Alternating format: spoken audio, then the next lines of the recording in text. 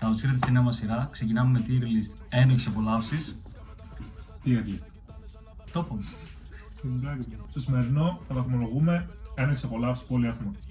Ετοιμαστείτε να ξεκλειδώσουμε τις μνήμες σας. Ξεκινάμε με Τον γατούλι συνδρομητικό. Έχουμε μάθει μέχρι και τη χρώμα βρακή βορράει μεταξύ μας. Όλοι τον βλέπουμε, αλλά σε κανέναν δεν λέμε ότι τον βλέπουμε. το καλύτερο 1 ευρώ. Το καλύτερο, το κόκκινο που δίνει είναι για. Okay. Λοιπόν, να ξυπνάς το βράδυ να δεις τι έχει το ψυγείο να φας. Και να το τρως. Χωρίς έλαιος. Μπι. Εντάξει, προσωπικά δεν το κάνω. Παιδιά, κάνω. Μπι. Οριμάστε λίγο. Τι είναι αυτά.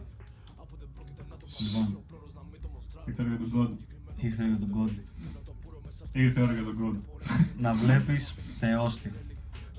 Λίγα. Μπα. 2 φωτογραφίες. Να έχουμε. Εντάξει, μα έκανε ένα πουλό.